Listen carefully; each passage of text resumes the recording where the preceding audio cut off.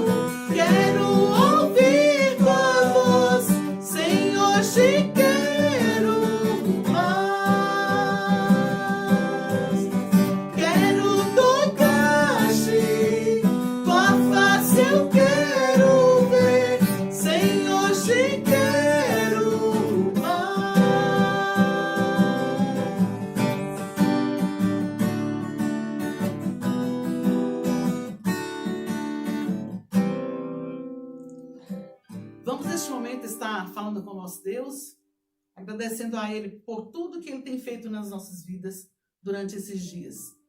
Pai, nós te louvamos, nós te agradecemos porque o Senhor tem cuidado, Pai, das nossas vidas. O Senhor tem guardado, tem protegido cada um dos nossos irmãos. E nós, ó Pai, te louvamos, nós te agradecemos por tudo, Pai, que o Senhor já fez, por tudo, Pai, que o Senhor está fazendo e vai fazer muito mais nas nossas vidas. Nós te pedimos, nós te agradecemos, em nome de Jesus. Amém. Boa noite, amados. É bom estar com vocês Depois desses cânticos maravilhosos, nós queremos compartilhar um texto que se encontra em Lucas, capítulo 15, versículos 11. E que Deus venha abençoar você, abençoar a sua família, que Deus venha derramar a graça dele sobre você ainda essa noite, no nome de Jesus Cristo. Amém? Vamos ao texto bíblico. Lucas 15, verso 11. Esse texto fala sobre a parábola do filho pródigo. Continuou. Certo homem tinha 2 filhos. O mais moço deles disse ao pai: Pai, dá-me a parte dos bens que me cabe. Eles lhe repartiu os haveres. Passados não muitos dias, o filho mais moço, ajuntando tudo o que era seu, partiu para uma terra distante e lá dissipou todos os seus bens, vivendo dissolutamente. Depois de ter consumido tudo, sobreveio àquele país uma grande fome, e ele começou a passar necessidade. Então ele foi e se agregou a um dos cidadãos daquela terra. Este o mandou para os seus campos a guardar porcos. Ali desejava ele fartar-se das alfarrobas que os porcos comiam, mas ninguém lhe dava nada. Então, caindo em si, disse: Quantos trabalhadores de meu pai têm pão com fartura, e eu aqui morro de fome. Levantar-me-ei e irei ter com meu pai, e lhe direi: Pai, pequei contra o céu e diante de ti. Já não sou digno de ser chamado teu filho. Trata-me como um dos teus trabalhadores. E, levantando-se, foi para o seu pai. Vinha ele ainda longe, quando seu pai o avistou, e, compadecido dele, correndo, o abraçou e beijou. E o filho lhe disse: Pai, pequei contra o céu e diante de ti. Já não sou digno de ser chamado teu filho. O pai, porém, disse aos seus servos: Trazei depressa a melhor roupa. Vestiu, ponde-lhe um anel no dedo e sandália nos pés. Trazei também e matai o novilho cevado. Comamos e regozijamo-nos, porque este meu filho estava morto e reviveu, estava perdido e foi achado. E começaram a se alegrar, a se regozijar, segundo o texto bíblico. Esse texto ele é maravilhoso. Se observarmos esse esse capítulo 15 aqui, ele está cheio de algumas parábolas que eu posso dizer lindas, que nos traz algumas edificações para a nossa vida. Ele começa a parábola da ovelha perdida, depois fala sobre a dracma perdida e agora a do filho pródigo. Certamente Jesus Cristo queria ensinar para aquele grupo de pessoas que ali estavam. Tinha os fariseus que estavam ali, os publicanos que estavam ali, que eram considerados pessoas pecadoras. Havia multidões que estavam ali, os próprios discípulos estavam ali. São períodos que Jesus Cristo estava então procurando ensinar a palavra dele para que as pessoas pudessem ouvir e entender e tirar lições para o seu crescimento, para a sua vida. Uma parábola, ela é uma espécie de história. Ela pode ser uma história verídica ou ela pode ser apenas uma história, como posso dizer, uma história talvez não verídica, alegórica, para poder então trazer um ensinamento, trazer um fundo moral para que as pessoas venham ser edificadas e venham compreender algumas coisas. E Jesus Cristo, depois de conversar sobre a ovelha perdida, depois de conversar sobre a dracma perdida, ele vem trabalhar então a questão do filho pródigo. Dá a entender aqui que há um grupo de pessoas que parecem que estão distantes, que estão longe, mas que Jesus Cristo, mas que Deus as ama profundamente.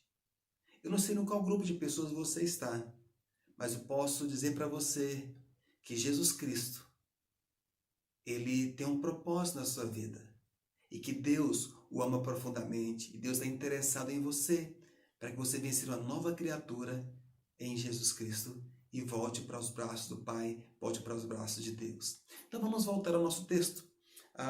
Então, capítulo 15, verso 11, conta-se então essa história desse rapaz que basicamente o texto diz que ele era o mais moço. Ele chegou diante do seu pai e disse o seguinte: pai, me dá a minha parte da minha herança, eu quero recebê-la agora, e porque eu vou saber como eu vou manuseá-la, como eu vou gastá-la, quero gastá-la do meu jeito, e não quando o senhor morrer. É até um pouco constrangedor dizer isso, mas era como se aquele filho falasse: pai, já que você tem um vigor físico muito bom, já que você não morre, então eu quero a minha herança antes que você morra. Porque é natural realmente receber a herança, os filhos, os herdeiros receberem herança, quando então alguém da família vai. E ele então passa a ser herdeiro então daquela pessoa então que faleceu. Mas aquele filho chega diante de seu pai e diz: pai, eu quero a minha parte aqui agora. E interessante que aquele pai, ele não ficou enraivecido com seu filho. Mas o texto vai dizer, Jesus contando essa parábola aqui, que aquele pai fez exatamente isso. Ele certamente fez as contas, estou conjecturando aqui, dividiu os bens e disse: filho, essa parte cabe então a você. Aqui está. Tama, estou passando para você essa parte. Então ele pegou essa parte e, segundo o texto, ele foi gastar. Ele foi para uma cidade mais longe e o texto fala que ele gastou dissolutamente. Ele gastou de uma forma exagerada. Ele gastou de uma forma como se tivesse todo o dinheiro do mundo que nunca iria se acabar. Ele gastou com amigos, com prostitutas, talvez em jogos de azar, talvez deu dinheiro para pessoas, para mostrar que tinha. Então ele tentou viver uma vida que aquele dinheiro poderia lhe trazer uma satisfação, mas aquele dinheiro trouxe uma satisfação para ele momentânea, porque o dinheiro um dia ele veio secar, ele veio acabar. E aquele filho já estava basicamente na miséria, porque todo o dinheiro acabou.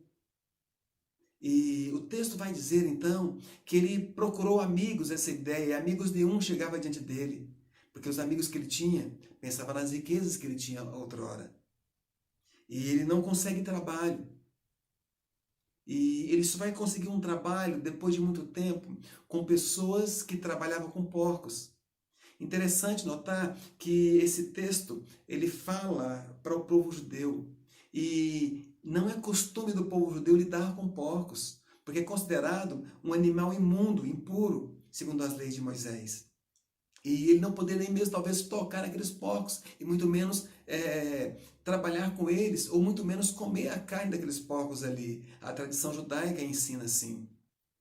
E aquele homem foi exatamente trabalhar nesse lugar. Aquele filho que saiu da sua casa e foi exatamente trabalhar nesse lugar. E naquele lugar ele tentava comer alguma coisa e ninguém dava comida para ele.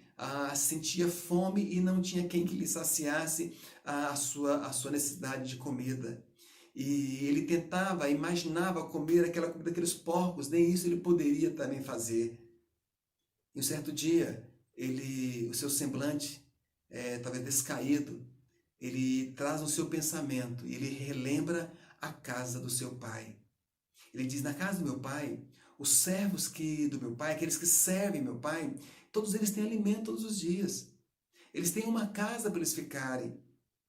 Eles trabalham o dia inteiro e conseguem chegar na sua casa, ter uma cama quentinha, um jantar quentinho, tá? Água para saciar a sede e a família ali. E eu estou longe, trabalhando num lugar totalmente imundo, impuro, e não tenho isso para mim, nenhum lugar para repousar.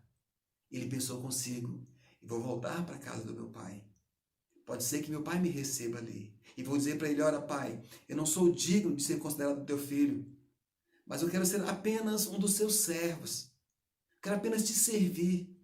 Quero apenas fazer a tua vontade. Eu quero me colocar então, não na condição de filho, mas na condição de servo. E o texto fala que aquele filho, entendo eu que ele pegou as poucas roupas que tinha, as poucas bagagens que tinha e voltou para a casa do seu pai. O texto não fala quanto tempo ele gastou para voltar, Mas a ideia é que ele estava em outro lugar, segundo a parábola aqui. E ele então volta para a casa do pai. E algumas coisas me chamam a atenção nesses versículos aqui, o qual eu quero compartilhar com vocês, no meio da chegada dele ali. E o verso 21 diz assim: E o filho lhe disse: Pai, pequei contra o céu e diante de ti. Já não sou digno de ser chamado teu filho. Se nós observarmos um pouco antes o versículo 20, vai contar então a forma quando aquele filho chegou. E talvez aquele filho não percebia, mas o pai já estava ansiosamente esperando que isso acontecesse. Estava aguardando esse momento oportuno do seu filho voltar para sua casa. Talvez aquele pai preocupado, talvez nem dormia direito, imaginando, pensando que o seu filho poderia estar sofrendo algumas consequências, porque tinha pouca experiência ali. E imagino eu, o texto fala um pouco sobre isso, versículo 20, que quando aquele filho despontou, ele apareceu lá longe, o seu pai o viu. A ideia é que seu pai correu até ele. Tá? E algumas coisas acontecem aqui. Aqui o texto fala, ainda longe, quando o seu pai o avistou, e compadecido dele, correndo, o abraçou e o beijou. Dá a ideia de que seu pai, ele não guardava nenhum rancor do seu filho, mas que o seu pai queria ansiosamente que seu filho voltasse para casa. Eu quero tentar nesse momento fazer uma pequena aplicação para a sua vida, você que me ouve aqui agora. Esse texto, ele fala de pessoas que necessitam estar perto de Deus, que precisam voltar para a sua casa, que necessita da presença do Pai diante de si. Nós sabemos que nós somos pessoas tortuosas, pessoas erradas, pessoas que, a maioria das vezes, fazemos não o que é certo, mas o que é errado. E às vezes traz uma certa angústia em nosso coração, em nossa vida. Às vezes nós pensamos que nós não somos nem merecedores das coisas de Deus diante de nós. Mas Deus, em seu infinito amor, enviou Jesus Cristo na cruz do Calvário para pagar um preço por mim e por você. Precisamos entender, precisamos aceitar esse amor de Deus. Precisamos aceitar o perdão de Deus sobre as nossas vidas. Porque certamente quando nós voltamos para Ele, Ele nos abraça, Ele nos beija, Ele compartilha a alegria em recebermos de volta diante da casa que Ele tanto espera a você estar com Ele. Então os versos seguintes vai dizer, agora no verso 22, o filho chegou, 21, o filho chegou e disse que pecou contra o pai, contra o céu, e que ele não era mais digno de ser chamado filho. Mas essa então foi a ação do filho. Veja comigo como foi a ação, a reação daquele pai. E o verso 22 fala sobre isso. O pai, porém, disse aos seus servos, trazei depressa a melhor roupa. Aquela roupa que o seu filho estava vestido imunda foi retirada e foi colocada uma roupa nova. O Deus que nós servimos, quando nós estamos diante dele, ele tira toda aquela sujeira que está sobre mim e sobre você e lança fora. Ele coloca uma nova vestidura, uma vestidura real, uma veste de Deus em nossas vidas. Nós somos purificados, cuidados por Deus. E o texto fala sobre isso. E ainda diz mais ainda. Ponde-lhe o anel no dedo. Interessante que anel, ele tem um significado. E o anel, naquele período que vivia Jesus, período patriarcal, basicamente dava a ideia de que o anel, ele registrava alguns negócios. Que o anel, ele era o símbolo da família. Quem tinha aquele anel da família tinha autoridade para responder pela família. E foi ele colocado então novamente o anel da família no dedo. Dizer, filho, eu estou resgatando tudo aquilo que você perdeu. Tudo aquilo que talvez você já, de uma certa forma, renunciou, estou dando para você novamente. Eu lhe concedo autoridade sobre você. Eu quero dizer para você que me ouve nesse momento. Deus concede autoridade para você. Abrace esse Deus. Volte para os braços dele. Ou ande nos braços dele. Continue nos braços dele, que ele vai lhe dar autoridade para você. Para que você exercer autoridade no nome dele. Anel no dedo, símbolo de autoridade, de bênção, voltando a pertencer à família, à casa de Deus. Mas não fica só aí. O texto continua dizendo, aqui no versículo 22 ainda, depois de colocar a roupa, depois de colocar o anel no dedo, colocou-lhe sandálias nos pés. Certamente aquele filho estava descalço, pés machucados. Certamente foi lavado os seus pés. Então foi colocado uma vestidura nova. Foi colocado um anel no dedo e agora sandália nos pés. A ideia era, meu filho, você antes andava por caminhos desconhecidos. Você não tinha um rumo para seguir. Você não tinha um destino, você não tinha um lugar certo para você ir. Mas agora eu estou colocando a sandália nos seus pés. Agora você pode confiar, porque eu vou ajudar você a seguir os passos e dar os passos certos e corretos. Eu quero dizer para você que me ouve nessa noite, Deus também coloca sandália nos teus pés, para que você venha andar segundo a vontade dEle, para que você possa andar não tão somente segundo o seu querer, mas que Deus venha direcionar você para os caminhos corretos e certos, para que você não venha cair nas ciladas do diabo, para que você não venha cair nos caminhos tortuosos, mas para que Deus venha guiar os seus passos. Eu acho interessante a palavra de Deus quando nós lemos o Salmo 119, versículo 105, ele diz assim: lâmpada para os meus pés é a tua palavra e luz para os meus caminhos. Deus é aquele que ilumina os nossos caminhos. Deus é aquele que mostra o caminho que você deva caminhar. Deus é aquele que conduz você em passos certos e corretos para o destino que Ele quer te levar. Porque Deus tem um propósito na sua vida. Deus o ama, Deus se preocupa com você e Deus certamente vai cuidar de você profundamente, porque Ele tem propósito na sua vida. Os versículos finais diz assim: trazei também e matai o novilho cevado, comamos, regozijemo-nos, porque este meu filho estava morto e reviveu, estava perdido e foi achado. E comemoraram, regozijaram, deram uma festa. Então aquele que estava antes perdido, sem rumo, sem caminho, sem direção, ele voltou para a casa do Pai. Aquele que tinha a sua vida totalmente tortuosa, uma vida desregrada, ele voltou para o Pai, voltou para Deus. Eu quero dizer para você, meu amado, Deus sempre tem um lugar para você. Se você está nos caminhos dele, persista, continue firme. Embora pessoas tentam fazer com que você saia dos caminhos do Senhor, permaneça firme. Mas se você tem distanciado de Deus, eu convido você a voltar novamente para a casa do Pai, voltar novamente para a casa de Deus, deixar que Deus venha mostrar o caminho para você de agora em diante, venha receber as vestiduras novas do Senhor, venha receber a autoridade que Deus coloca sobre você, e deixe Deus banquetear, deixe Deus festejar com você, uma grande festa, porque você tem voltado para a casa do Pai. Eu quero orar pela sua vida, quero te abençoar nessa noite em nome de Jesus Cristo, porque eu creio que Deus é com você, que Deus é na sua casa, que Deus vai fortalecer você nessa noite de hoje em nome de Cristo Jesus. Basta você confiar, basta você crer. Oremos em nome de Jesus. Meu Pai, nessa noite eu coloco essa vida que me ouve aqui agora.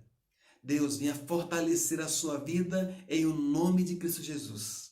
Se porventura estiver passando por lutas, provações, dificuldades, ó Pai, venha auxiliá-lo a resolver uma por uma, porque nós somos pessoas que nós confiamos e esperamos esse Deus maravilhoso em nome de Jesus. Pai, se porventura alguém estiver acometido de alguma enfermidade, Pai, venha curá-lo ainda essa noite em nome de Jesus. Pai, mas acima de tudo nós queremos o milagre da salvação, o milagre do retorno para a tua casa, o milagre de bênção, de cura divina, mas de salvação de almas também, que é o principal na vida dessa pessoa que agora, Pai de amor, em nome de Jesus.